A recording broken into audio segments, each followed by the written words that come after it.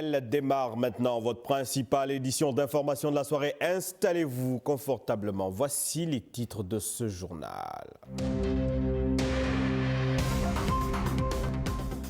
Filière avicole vers l'interdiction d'importer le poulet de chair. Les ministères des Affaires étrangères, du Commerce et de l'Agriculture harmonisent leur position pour protéger la production locale. Arnaque de rue, le piège se referme sur de nombreuses victimes. Histoire inventée, faux crédits, détresse simulée. Le phénomène prend de l'ampleur dans le Grand Libreville. Santé mentale, l'urgence silencieuse, longtemps ignorée, la détresse psychologique devient un véritable enjeu de santé publique au Gabon. C'est d'ailleurs le dossier de ce journal. Après 7 ans d'absence, la Journée nationale de la jeunesse relance le dialogue entre autorités et jeunes. Voilà pour les titres, le développement dans un instant.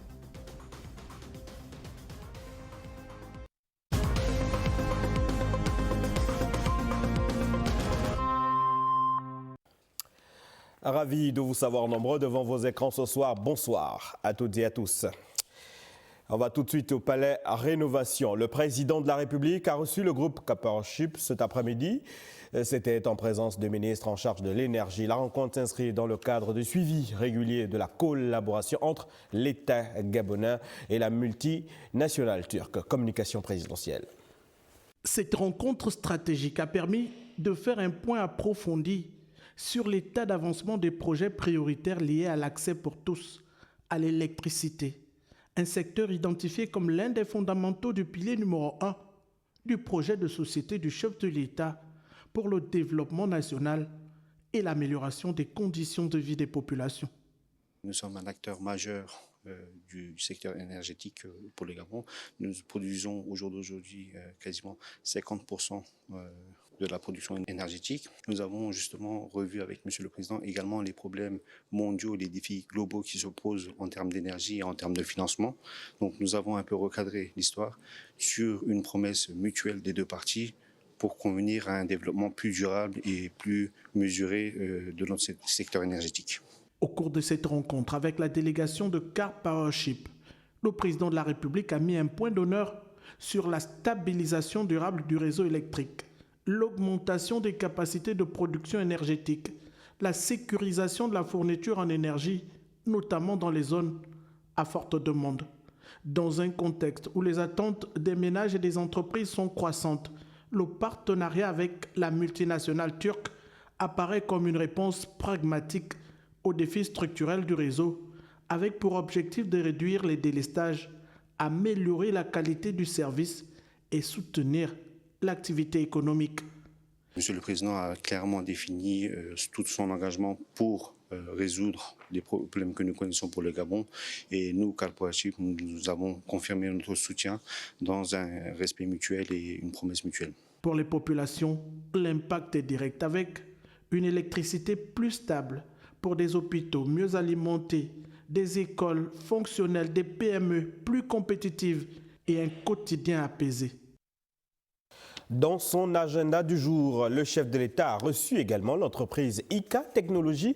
Au menu, la rencontre, la présentation du projet Gabon Connect, une plateforme numérique qui permettra de centraliser les démarches administratives en ligne. Regardons. Dans la dynamique de modernisation de l'action publique, cette réunion de présentation s'est tenue autour du portail Gabon Connect, une plateforme numérique portée par la société ICA Technologies. Nous avons eu l'honneur de rencontrer ce chef de l'État pour finalement lui présenter un système d'information qui va s'appeler Gabon Connect et qui permettra à tous les citoyens et à toutes les entreprises d'accéder en ligne à tous leurs services administratifs.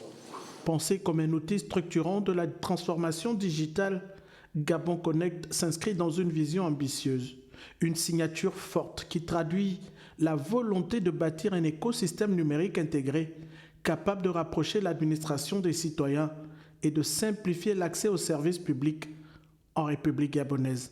Merci son Excellence le chef de l'État qui nous a donné sa vision, qui est la simplification des démarches pour l'ensemble des citoyens et des entreprises au Gabon. Le projet permettra de centraliser les démarches administratives en ligne, réduire les délais de traitement, limiter les déplacements physiques, renforcer la transparence et la traçabilité des procédures. Avec Gabon Connect, l'ambition est d'étendre cette culture de la performance et de la digitalisation à l'ensemble des services administratifs. Alors les travaux vont commencer dans les prochains jours et l'objectif est d'arriver à une livraison progressive de la solution avec des jalons tous les 6 mois qui seront livrés. À travers cette plateforme, le Gabon affirme sa volonté d'entrer pleinement dans l'ère du numérique en faisant de la technologie un levier de gouvernance, de compétitivité et de progrès social. Dans le cadre du projet Gabon Connect, l'entreprise ambitionne de participer à l'édification d'un Gabon digital uni et connecté en facilitant l'accès des citoyens et des entreprises aux services publics grâce à des plateformes innovantes et centralisées. Autre audience accordée, cette fois au président directeur général du groupe Coris Bank, dans le cadre des efforts engagés pour renforcer l'attractivité économique du Gabon et dynamiser le secteur. Le compte rendu dans cet élément. Au cours de cet entretien, le dirigeant de cette banque commerciale de référence dans la sous-région, Idrissa Nassi, est venu présenter au chef de l'État le projet d'implantation prochaine de Coris Bank sur le territoire gabonais. Une démarche qui témoigne de l'intérêt croissant que suscite le Gabon auprès des investisseurs internationaux et des institutions financières africaines. Les échanges ont porté sur les perspectives qu'offre cette installation, notamment en matière de diversification de l'offre bancaire, de renforcement de l'inclusion financière, mais aussi de soutien au financement de l'économie nationale, en particulier des PME et des projets structurants. Le président de la République s'est réjoui de cette initiative qui vient enrichir le paysage bancaire gabonais et contribuer à la modernisation du système financier du pays. Il a réaffirmé la volonté des plus hautes autorités d'accompagner toute action susceptible de stimuler la croissance, d'attirer de nouveaux partenaires économiques et de créer des opportunités durables. Par ailleurs, l'implantation de Coris Bank au Gabon devrait générer des emplois directs et indirects tout en favorisant le transfert de compétences dans le secteur bancaire au bénéfice de la jeunesse gabonaise. Cette rencontre s'inscrit dans la dynamique de transformation économique impulsée par le chef de l'État avec pour ambition de faire du Gabon un hub financier attractif et compétitif en Afrique centrale. Activité des membres du gouvernement à présent, le ministre des Affaires étrangères a présidé une séance de travail au cours de laquelle prenaient part le ministre du Commerce et le ministre de l'Agriculture. Sur la table des échanges, la mesure d'interdiction de l'import du poulet de chair au Gabon. Compte rendu Balbin Samova, Jean de Dieu Mamboundou, Adoli Ken Abaga. Le gouvernement gabonais accélère la mise en œuvre de l'interdiction d'importation des poulets de chair prévue pour le 1er janvier 2027 afin d'assurer la souveraineté alimentaire. Ce matin, nous avons tenu notre première réunion pour faire le point sur les avancées de la procédure qui a été mise en place pour aboutir à cette mesure présidentielle. Cette concertation entre les ministres du Commerce et de l'Agriculture, placée sous l'égide du ministre des Affaires étrangères, vise à structurer la filière locale, à renforcer la production et à garantir les approvisionnements. Mesure très importante que je qualifierais de perturbation positive du chef de l'État. Pourquoi? Parce qu'elle permet de transformer de façon constructive les habitudes et de conduire à des avancées, à des changements qui sont positifs. Déjà, c'est une sorte de souveraineté alimentaire que nous mettons en place parce qu'aujourd'hui, il y a un marché quand même, il faut dire la vérité, c'est pratiquement 4000 tonnes qui est produit actuellement au Gabon. Il en faudra 120 000 tonnes. Et le fait que nous donnons les possibilités d'accompagnement, de structuration à ces PME gabonaises, bien sûr que c'est un avantage pour eux. Cette mesure, initiée par le président de la République, Brice Clotaire Oligui Nguema, en mai 2025, est cruciale. Elle va permettre de réduire la dépense extérieure et stimuler l'entrepreneuriat local. Et juste après cette rencontre, le ministre du Commerce s'est rendu sur le site de CIMAF Gabon afin d'évaluer l'évolution des investissements engagés dans le secteur du ciment. Au cœur de cette visite, l'installation d'une 3e ligne de production, un projet stratégique destiné à renforcer l'autonomie industrielle du pays et à répondre durablement à la demande nationale en matériaux de construction. Yannick Menga était sur place. Cette descente de terrain fait suite aux échanges préalables entre le ministre du Commerce et le directeur général de CIMAF Gabon. Objectif, constater l'état d'avancement des travaux liés à l'installation d'une troisième ligne de production de ciment. Une fois opérationnelle, cette nouvelle infrastructure portera la capacité annuelle de production à près d'1 million de tonnes, venant s'ajouter aux 850 000 tonnes actuellement produites par l'entreprise. Un investissement estimé à 25 milliards de francs CFA qui s'inscrit dans la dynamique de renforcement de l'appareil industriel national. Cette visite, elle confirme l'intérêt particulier que la haute autorité porte à l'industrie locale et à CIMAF en particulier, et aussi à travers cet investissement de 25 milliards de francs CFA qui va donner genèse à l'équivalent de 250 emplois directs et indirects en phase projet, permettra aussi de battre en brèche tout recours à l'importation. Cette expansion permettra non seulement de couvrir les besoins actuels du marché local, mais aussi d'anticiper la demande future, dans un contexte marqué par la croissance des projets d'infrastructures et de logement. La nationalisation progressive de la production des matières premières dans l'industrie de la construction demeure en effet une priorité stratégique pour les autorités, soucieuses de consolider la souveraineté économique du pays. Après la haute autorité de la communication hier, cet après-midi, le ministre de la Communication et des Médias a reçu les opérateurs d'accès Internet pour évaluer la mesure de suspension des réseaux sociaux Gabon. Patrick Simangoy, Terence Langa, Sarazan. Les opérateurs fournisseurs d'accès Internet et aux réseaux sociaux ont répondu tous présents à cette importante réunion convoquée par le ministre de la Communication et des Médias, Germain Biaoudjo, sur instruction du président de la République, chef de l'État, chef du gouvernement, son Excellence Brice Clotaire Oligui Nguema. Une réunion d'évaluation après la mesure de suspension des réseaux sociaux par la haute autorité de la communication il y a 72 heures. Move Africa Gabon Télécom, RTL Gabon, Canal Box et l'autorité de régulation des communications électroniques et des postes. Ces principaux opérateurs ont édifié ici le ministre de la Communication et des Médias sur le degré de mise en œuvre et d'exécution de cette mesure conservatoire. Il s'agit d'une mesure conservatoire pour permettre à l'État de s'organiser afin de rationaliser l'usage des réseaux sociaux au Gabon. Donc, dans vos communications publiques au plan national et international, il faut que ceci soit dit et de façon claire et nette. Une fois que l'atmosphère serait assainie, je vous rassure que les réseaux sociaux vont reprendre. Voilà, il faut que ça soit compris par tous. Vous deviez aider l'État à ce que cette rationalisation soit atteinte de façon totale. Rappelons à toutes fins utiles qu'Internet n'est pas concerné par cette mesure qui touche essentiellement les réseaux sociaux. À l'origine de celle-ci, l'utilisation abusive des plateformes numériques et les réseaux sociaux par certains activistes, selon la haute autorité de la communication, pour porter atteinte à l'honneur et à la réputation d'institutions, de citoyens gabonais et de personnalités publiques en violation des lois en vigueur au Gabon, notamment la loi 019/2016 du 9 août 2016 portant Code de la communication en République gabonaise ainsi que des règlements internationaux applicables en matière de communication numérique. La réunion s'est déroulée dans un esprit de compréhension mutuelle. Le projet de construction de la centrale thermique à gaz IPP Ovendo entre dans sa phase décisive. Eh bien, le directeur général de Gabon Power Company et ses partenaires ont eu des séances de travail avec les ministres Philippe Tonangoy et Thierry Minko afin de faire un point sur les détails du projet et aborder la question du financement. Gaël Mbimba Okoko, Hervé Digué. Le directeur général de Gabon Power Company et les responsables des entreprises partenaires ont été reçus par le ministre Philippe Tonangoy afin de faire le point sur l'avancement du projet de la centrale thermique à gaz IPP Ovendo. Objectif, accélérer la mise en œuvre de cette infrastructure stratégique pour le pays. C'est donc un projet sur lequel les équipes travaillent depuis très longtemps.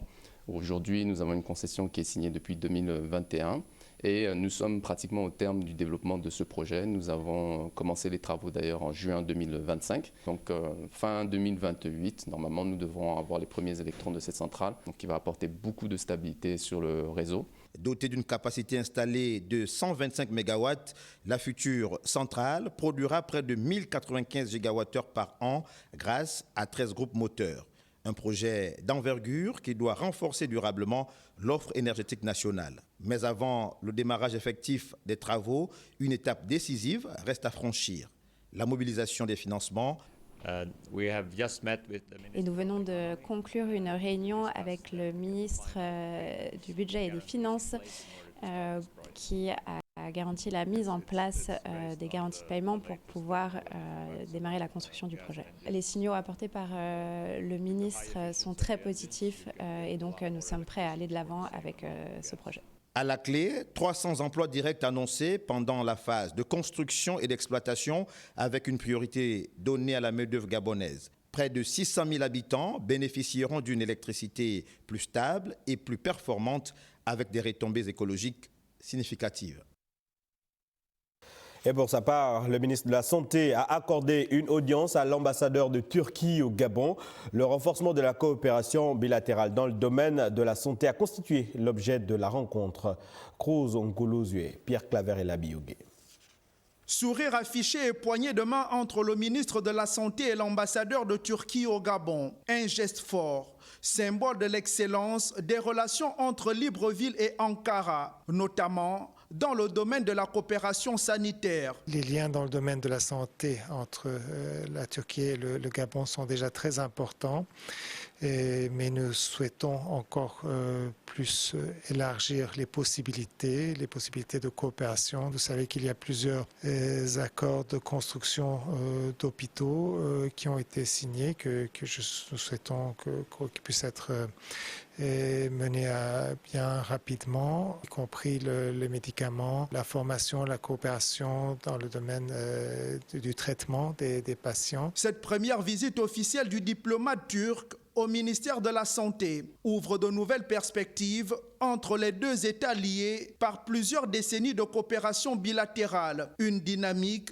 que les deux parties entendent consolider au bénéfice des systèmes de santé et des populations. Allez, on va sur le terrain. Des insuffisances structurelles ont été constatées dans 3 centres d'accueil pour enfants en difficulté sociale à l'issue d'une visite de la ministre des Affaires sociales. Conditions de prise en charge, respect des normes et encadrement, plusieurs manquements ont été relevés. Elena Ariel Mapita, Arnaud Mungema. Onde de choc, ce que la ministre des Affaires sociales a découvert dans ces 3 centres d'accueil dépasse l'entendement. Un constat accablant, les conditions indignes d'établissements censés protéger les enfants les plus vulnérables ne répondent pas aux exigences de l'État. Les images parlent d'elles-mêmes. Rien ne peut justifier les conditions dans lesquelles nous avons trouvé ces enfants. Mais alors là, rien. D'autant plus que la Direction générale des affaires sociales, en 2024, a fait un atelier de formation à l'endroit des promoteurs des centres d'accueil privés pour leur donner justement les outils nécessaires pour mieux gérer leurs centres, mais surtout pour mieux prendre en charge les enfants en respectant leurs droits. Ces centres ont été interpellés et nous sommes revenus cette fois-ci avec un huissier de justice. Madame le ministre des Affaires sociales est également venue constater, toucher du doigt les conditions dans lesquelles ces enfants vivent. Déçus par la réalité des conditions dans lesquelles vivent les pensionnaires des centres d'accueil, le Bon Samaritain de Kingele, la Maison de l'Espérance de Soduko et le centre SOS Moana de Bellevue 1, le membre du gouvernement annonce des mesures fortes et immédiates. Nous allons, en tant que ministère des Affaires sociales, prendre nos responsabilités. Même si ces centres sont en règle, nous allons les fermer parce que les conditions sont exécrables. On ne peut pas vivre dans ce genre de conditions. Par cette démarche, l'État se dit déterminé à faire respecter les normes en vigueur et à redonner espoir aux pensionnaires de ces centres d'accueil. Car, au-delà du constat alarmant, c'est la dignité et la protection des enfants les plus vulnérables qui sont en jeu. Et voilà qui ouvre le dossier de ce journal. Longtemps tabou, la santé mentale s'impose aujourd'hui comme un véritable enjeu de santé publique au Gabon, entre précarité, addiction et pression sociale, la détresse psychologique peut toucher tout le monde. C'est quoi la santé mentale? Quelle est la situation réelle dans notre pays? Joyce Lorna Wangi, les Gestan Manika nous répondent. Anxiété, dépression, addiction, chômage, précarité, pression sociale ou encore troubles du comportement, au Gabon, la souffrance psychique est bien réelle, mais elle demeure encore largement méconnue. La santé mentale, c'est un état de complet bien-être qui permet de réaliser son potentiel, de bien apprendre, de bien travailler et de pouvoir interagir dans la société. Il y a plusieurs pathologies mentales.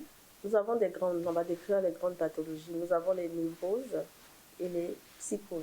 Alors dans la classe des névroses, on peut ranger par exemple les troubles anxio-dépressifs, c'est-à-dire vous êtes angoissé, anxieux, vous êtes dépressif. Et dans les grandes familles des psychoses, on peut ranger les schizophrénies, qui est notre cancer en psychiatrie. Nous avons les troubles bipolaires, dont tout le monde parle. Les professionnels appellent à une meilleure reconnaissance de la santé mentale et à une prise de conscience collective afin de favoriser une prise en charge précoce et efficace. Si l'on parle de la santé mentale, il faut que tout le monde se dise, un jour ou l'autre, ma santé mentale peut se trouver fragilisée, donc ça me concerne. Maintenant, en ce qui concerne les maladies mentales, à ce moment-là, il y a les signes d'alerte qu'il faudrait voir.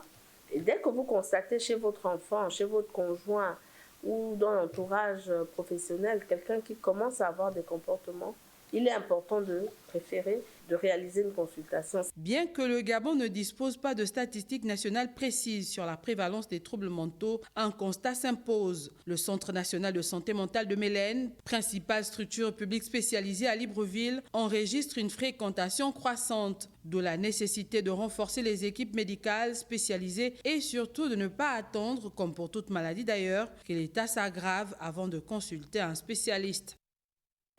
À 11 km de Libreville, le Centre national de santé mentale de Mélène est pourtant le dernier rempart pour des centaines de compatriotes en souffrance. Entre les murs de cette institution historique, des hommes et des femmes luttent chaque jour pour retrouver leur dignité, loin des préjugés de la rue. Comment se déroule la prise en charge au sein du principal service psychiatrique du pays? Ils ont plongé dans le quotidien de ceux que la société finit trop souvent par oublier. Ruth Mignolet-Sanzo, Tito Mohamed Nourgrek, Adeline Abemondo.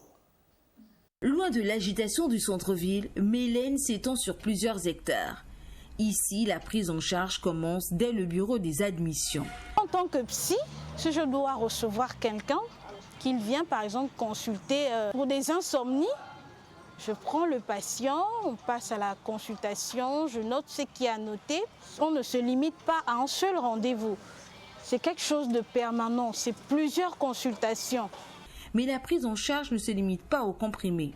En 2026, le service tente tant bien que mal de maintenir un cadre de vie humain malgré les infrastructures qui portent le poids des années. Les personnes addictes qui consomment de l'héroïne, injectés et autres, nous n'avons pas de prise en charge adéquate pour l'instant au Gabon. Et nous sommes dessus pour pouvoir mettre en place un centre d'accompagnement pour les patients qui consommeraient, parce que ces personnes-là, normalement, ne devraient pas être hospitalisées. Elles ne sont hospitalisées que lorsque, à côté de l'addiction, elles font une maladie mentale. Le véritable défi commence une fois la crise passée, car à Mélène, le mal le plus insidieux reste l'abandon.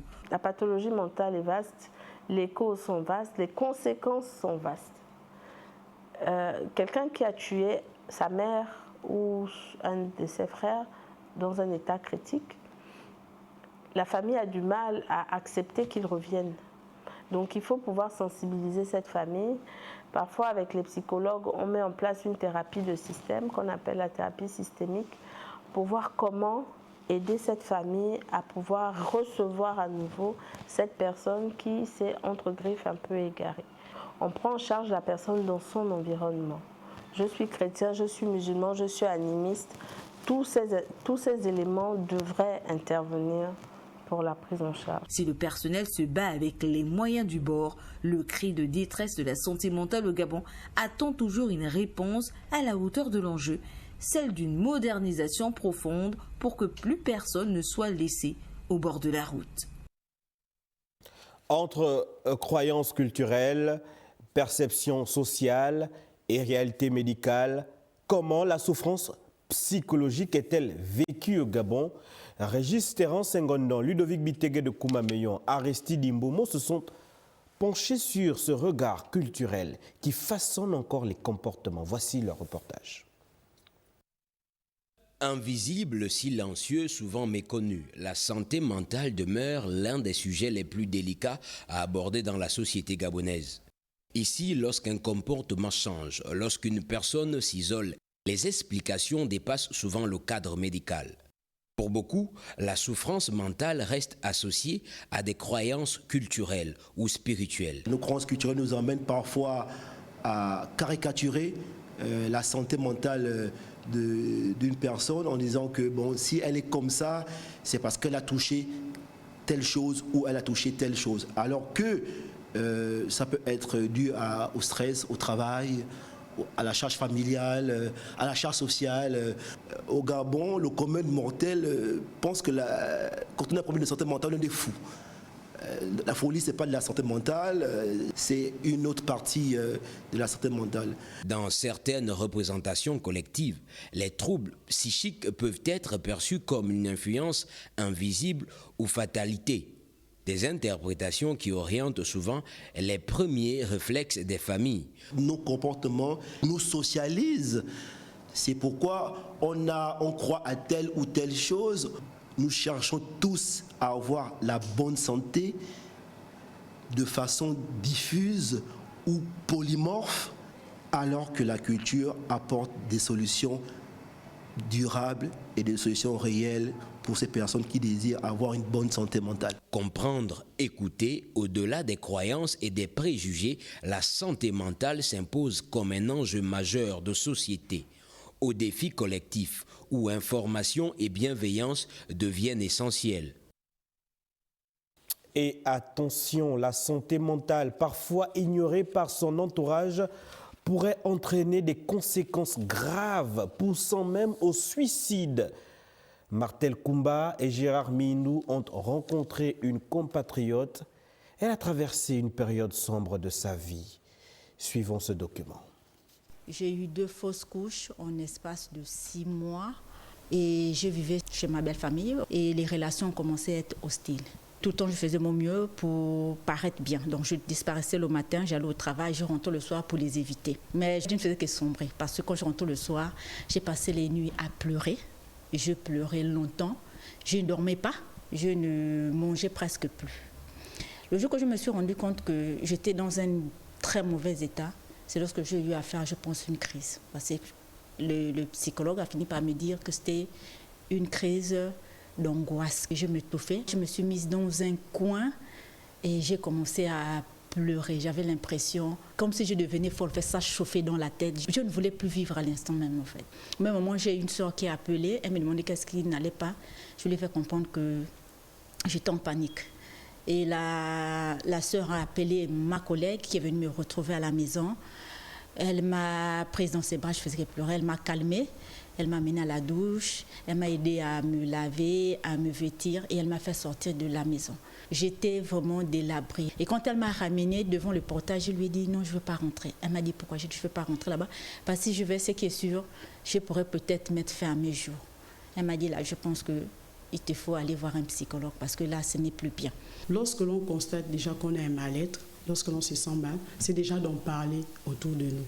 Le psychologue, ce n'est pas quelqu'un qui traite les faux. C'est quelqu'un qui aide les individus à faire face aux situations normales de la vie. Ça veut dire qu'autant que nous sommes, on a des événements difficiles auxquels chacun peut être confronté. Et à cette période-là, il peut arriver que l'individu soit bloqué à un niveau. Donc, en général, ce que je conseille, déjà s'exprimer, parler, c'est important, mais consulter un professionnel de santé mentale. Et voilà, on ferme ce dossier. Allons à l'agence gabonaise de presse qui a tenu ce matin son conseil d'administration. Désormais, cette année, l'AGP va fonctionner avec un budget prévisionnel de 840 millions de francs CFA en recettes et en dépenses. Le point de cette session avec Patrick Simango et Sarazan. L'agence gabonaise de presse s'engage à réorganiser pour mieux faire. C'est en tout cas le temps donné aux travaux de ce conseil d'administration qui a permis à tous les administrateurs présents d'adopter le budget prévisionnel de l'exercice 2026 évalué en recettes et en dépenses à 842 millions de nos francs, susceptibles de répondre aux défis de l'AGP contenus dans la feuille de route et le plan d'action 2026 de l'agence. Indépendamment de l'adoption de ce budget, Madame l'ADG nouvellement nommée a présenté aux administrateurs sa feuille de route pour son plan d'action pour l'exercice 2026. Bras séculier du gouvernement en matière de traitement et de distribution de l'information, l'agence gabonaise de presse entend désormais innover et diversifier ses contenus face à la baisse des revenus publicitaires. Il serait important pour nous de mettre en place une stratégie multiplateforme tout en intégrant l'intelligence artificielle. Le volet formation n'a pas échappé au conseil d'administration. Dans les semaines à venir, les agents de l'agence gabonaise de presse vont avoir une formation sur le fil AGP. Et ce fil nous permettra de vendre les photos, les vidéos et surtout nos dépêches pour notre service marketing. Il va y avoir également un renforcement des capacités. Du haut de ses 75 ans d'âge, l'agence gabonaise de presse, dont la mission première est la production de la dépêche en tant que fournisseur de l'information, est à la recherche de solutions durables parmi lesquelles la mobilisation de fonds tout en respectant la loi pour son rayonnement au plan local et international conformément à la volonté de la tutelle. Et au cabinet de travail de Alexis Boutamba Mbina, médiateur de la République, une séance de travail avec le nouveau bureau de l'Ordre gabonais des avocats. Les préoccupations urgentes ont été évoquées en présence de Pélagie Mboui, Owonumba et Prestine Guayman.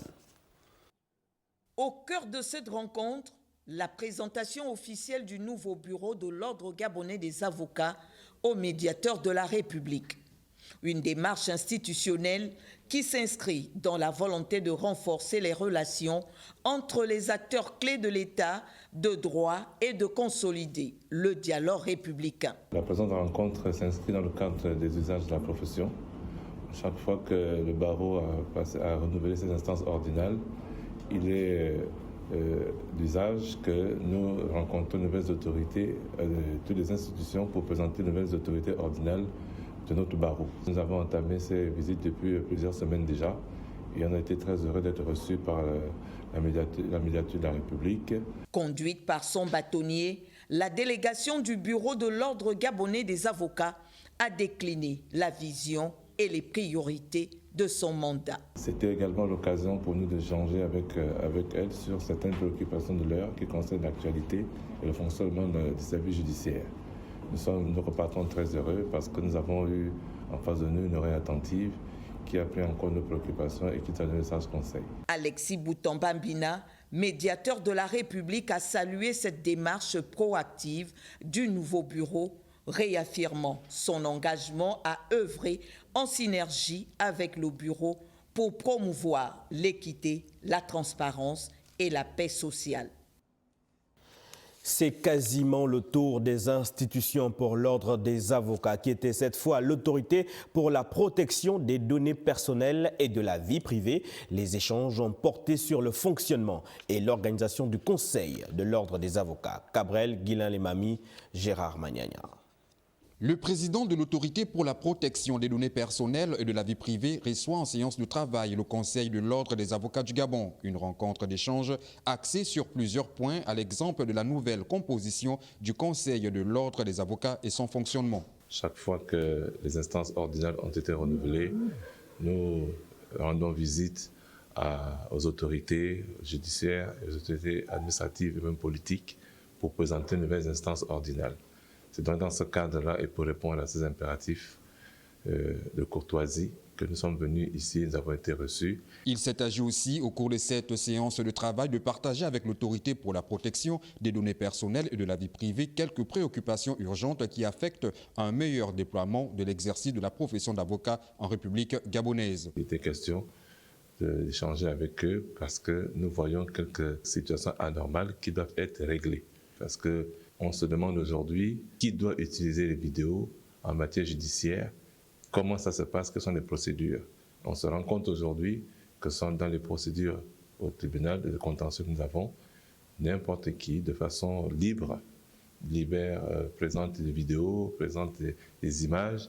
Et donc, il fallait venir ici. On en a profité pour échanger avec eux sur cette question et qui ont bien rappelé ce que nous pensons, que l'usage des images, l'usage des vidéos, tout cela est encadré par la loi. Donc, il faudrait que chacun s'y mette et le président de l'autorité a pris l'engagement. Soulignons que le barreau du Gabon a renouvelé ses instances ordinaires le 20 décembre 2025. Le bureau d'enquête sur les incidents et accidents d'aviation est crucial pour améliorer la sécurité aérienne. C'est dans cette optique qu'il procède à la sélection de nouveaux agents. Les candidats ont eu une séance de travail ce matin. On en parle avec Eric Ndiengi Mbadinga Mwanjok, Richard Moubiwa Massessé. L'oversé beaucoup d'appelés peu de lus illustre le processus de sélection rigoureux pour le bureau d'enquête sur les incidents et les accidents d'aviation. Sur 35 candidats initiaux, 13 ont été écartés dès le premier tri pour non-conformité aux critères. 22 candidats restent en compétition. Au final, 4 seront retenus. Donc le processus va se dérouler en 2 phases. Dans la première phase sera la phase d'entretien et la deuxième étape, ce sera la partie écrite. Ce que je peux vous dire, c'est que pour ceux qui ne seront pas retenus, nous allons garder vos dossiers parce que nous cherchons à former aussi en dehors de ça un vivrier très important. La transparence est de mise pour la crédibilité des conclusions afin de maintenir la confiance du public et des professionnels du secteur aérien. Aujourd'hui, on voit bien qu'au niveau du Gabon, l'aviation est en train de prendre un essor grandissant. Et on ne peut pas imaginer l'aviation si on n'a pas un bureau enquête accident fourni. Parce que si jamais demain, nous avons un incident grave ou un accident d'avion, on ne va pas appeler les gens de l'extérieur. Il faut déjà que notre bureau soit fourni. Et là, on a 4 spécialités, dont le contrôleur aérien, le pilote, le mécanicien d'avion et le médecin aéronautique. La sélection des meilleurs profils est perçue comme légitime et méritocratique. Cette rigueur permettra d'avoir des enquêteurs compétents et intègres qui produiront des recommandations efficaces pour une aviation plus sûre pour tous. Avant l'entrée en vigueur de la taxe sur le transport des marchandises et l'embarquement des passagers, les nouvelles autorités municipales de Ntoum ont échangé avec les opérateurs du secteur afin de préciser les modalités d'application et faciliter sa mise en œuvre. Yves Oyono, notre correspondant local. La ville de Ntoum lance officiellement l'opération de recouvrement de la taxe de transport sur les marchandises. Les commerçants et autres transporteurs sont désormais édifiés. Dans la ville, tous savent que Madame le maire Zéphirine Toutouane Toutoum y tient. La taxe annuelle sur le transport des marchandises rentre dans sa phase d'application ce 2 mars 2026. Avec l'introduction de nouvelles méthodes, modernisant et optimisant le processus, l'ouverture d'un guichet est prévue. La perception de Ntoum assurera la transparence. Depuis quelques heures, des séances d'explication et d'échange se font en Ntoum, afin que les nouvelles modalités soient connues par tous. Et nous sommes tout ce que nous avons compris aujourd'hui, c'est qu'il vient Madame le maire, et ça nous va tout droit au cœur. Parce que tout ce qui intéressait les commerçants depuis longtemps, et on rêvait ça, c'est de savoir si on paye 1000 francs, pourquoi je paye ces 1000 francs-là, et si je ne paye pas le 1000 francs, donc je n'ai pas raison de payer ces 1000 francs. Donc on est vraiment satisfait. Et on demande aussi que tout puissant Allah subhanahu wa ta'ala aussi de nous accompagner tous et d'accompagner aussi Madame le maire avec cette tâche qui n'est pas du tout facile. Mais le commerçant de Komomonda vont accompagner Madame le maire dans toutes les démarches administratives égales. Madame le maire Zéphirine Totoa tient à moderniser les méthodes de recouvrement des recettes pour bâtir une ville belle, attractive et digne d'envie. Le phénomène d'arnaque dans le Grand Libreville, un véritable casse-tête pour les victimes. C'est un fait de société devenu récurrent. Dans les rues et grands espaces commerciaux, des individus vous abordent pour vous soumettre un problème de famille ou encore des propositions de souscription de crédit bancaire. En réalité, il n'en est rien et beaucoup tombent encore dans le piège. Découvrons ces formes d'arnaque dans ce reportage de Nathalie Abouyan Oke et Guy Serge Dizambo.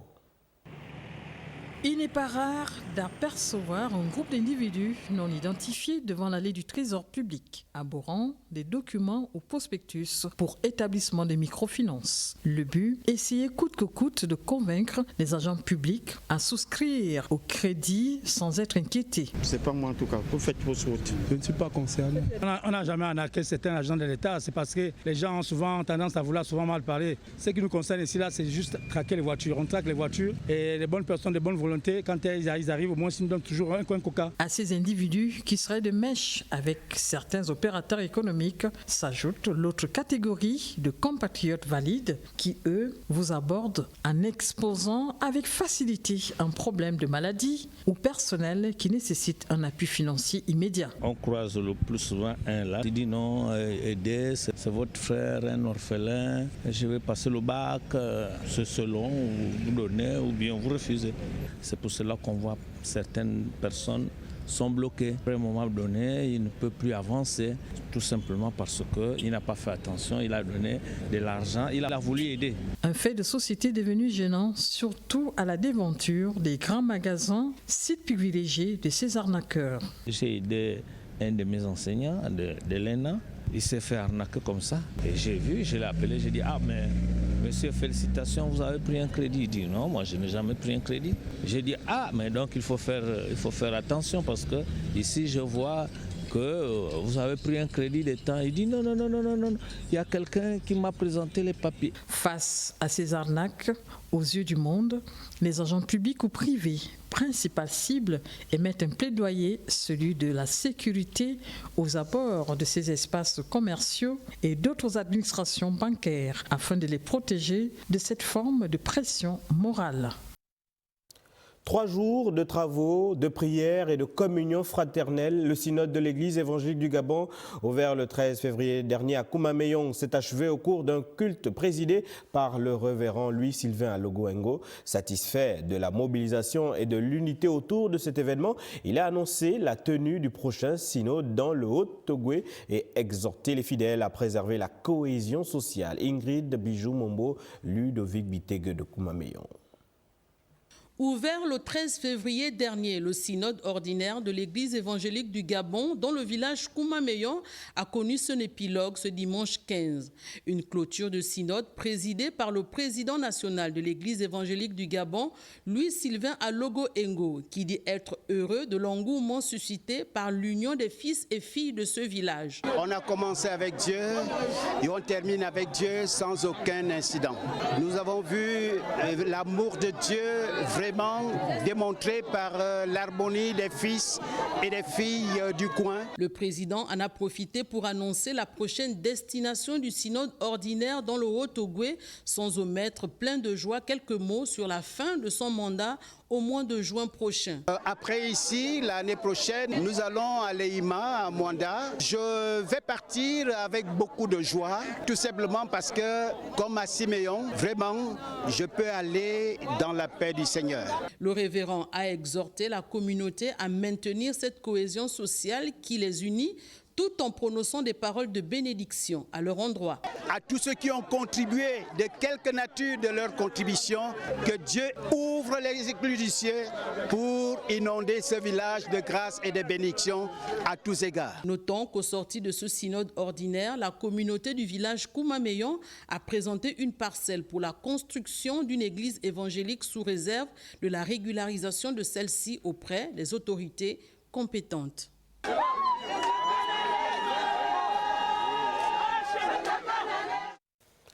Après plusieurs semaines de joutes verbales, le concours national d'art oratoire a livré son verdict. De la gestion de la cité à la place de la femme dans notre société, les finalistes ont rivalisé d'audace pour séduire un jury d'experts et un public venu en masse. Ruth Mignolet-Sanzou, Adeline Abemondo.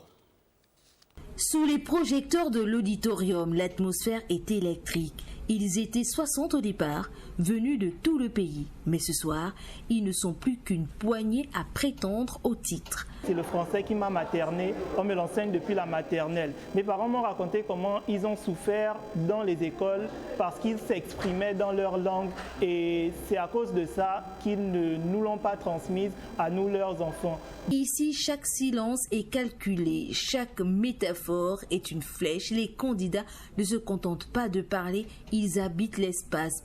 Je considère qu'il était important pour moi de montrer aux Gabonais le caractère juridique de cette loi de finances de 2026 et de montrer ses avantages et ses inconvénients. Parce que les Gabonais ne se complaisent plus à s'intéresser aux inconvénients, mais ne voient pas les avantages. Malheureusement, le verdict tombe après une délibération serrée. Le jury, présidé par des figures de la société civile et des experts en communication, a salué le niveau d'excellence de cette cuvée 2026. L'objectif de ce concours est de mettre la jeunesse au centre des problématiques du pays, mais également cette jeunesse permettra à toute la population de proposer des solutions parce que c'est elle qui vit ces phénomènes au quotidien. Il y a eu de la clarté, il y a eu de la précision, il y a eu de la maîtrise. Nos jeunes sont prêts à compétir à l'international. Les rideaux tombent sur une édition, mais l'écho de ces discours résonnera bien au-delà de cette salle. Ces jeunes orateurs ont prouvé qu'au Gabon, la relève est prête et qu'elle sait, avec élégance, porter la voix d'une nation en pleine transformation. Et voilà, la relève est prête. On va également au sport. On parle de jeunesse. Après 7 ans d'absence, la Journée nationale de la jeunesse fait son retour, célébrée au ministère de la Jeunesse et des Sports. Occasion pour le ministre de tutelle d'échanger avec les jeunes autour des problématiques les concernant. Retour sur les temps forts de l'événement avec Lionel Nelio Ngema, Juste Njana, Adeline Abemondo. La Journée nationale de la jeunesse, célébrée à nouveau après 7 ans d'interruption, a été relancée par le ministère des Sports, de la Culture et des Arts, traduisant la volonté des pouvoirs publics à valoriser la jeunesse dans le développement national. Dans ce monde de circonstances, le président par intérim du Conseil national de la jeunesse est revenu sur les attentes des jeunes tout en saluant les réalisations déjà entreprises. Les initiatives ont été entreprises par les autorités pour soutenir la jeunesse. Cependant, nous devons reconnaître ensemble que des lacunes structurelles persistent et limitent encore l'épanouissement et la participation effective des jeunes à la vie nationale. Le ministre des Sports, de la Culture et des Arts, Paul-Ulrich Kessani-Zategwa, a souligné l'importance de la jeunesse dans la vision du président de la République, Brice Clotaire Oligui Nguema, réaffirmant la disponibilité de son département à accompagner cette frange de la population porteuse d'avenir du pays. Nous sommes d'accord que les difficultés sont nombreuses et face à cette situation, le président de la République, chef de l'État, chef du gouvernement, son Excellence Brice Clotaire Oligui Nguema, a mis un accent particulier sur l'entrepreneuriat et l'employabilité des jeunes. Nous attendons de vous des idées, des compétences et un engagement actif dans vos communautés. Instaurée en mars 1980, la Journée nationale de la jeunesse retrouve ainsi sa place dans l'agenda républicain, au service de l'écoute, de l'encadrement et de la valorisation de la jeunesse. Quel impact de la suspension des réseaux sociaux sur les professionnels de la communication digitale et des usagers sujets à caution? Eric Ndiengi Mbadinga Mwanjok et Rodolphe Elenve nous répondent à travers ce billet. Quand le fil numérique se coupe, c'est toute une économie parallèle qui s'effondre. Les créateurs de contenu, ces architectes de l'attention, se retrouvent en exil dans leur propre royaume. Leur capital visibilité, monnaie d'échange de l'ère digitale, devient subitement sans valeur. Suspension immédiate des réseaux sociaux sur le territoire national gabonais jusqu'à nouvel ordre. Cette diète numérique se transforme rapidement en famine financière pour ceux dont l'existence professionnelle est indexée sur les algorithmes. Ah bon? Créateurs de contenu, influenceurs et activistes se retrouvent dans une situation de chômage technique. D'accord, chef. Tous ceux qui dépendent des réseaux sociaux pour leur activité quotidienne sont désormais au banc de touche. Les réseaux sociaux, quant à eux, se retrouvent au banc de la société et au banc des accusés. Ce ne sont pas les réseaux sociaux en tant que tels qui sont en cause, mais plutôt leurs mauvais usagers. Ceux qui exploitent ces plateformes pour propager de fausses informations ou inciter à la haine, compromettent l'intégrité de l'espace numérique. Les vilains sont trop nombreux. Les mercenaires de l'injure Ces marchands de haine et de polémique se retrouvent privés de leur mégaphone. Ils perdent également leur pouvoir économique. Sans commande ni interaction, la rareté s'installe. Il y a pénurie de vues, car les vues ont perdu la vue. La visibilité est nulle.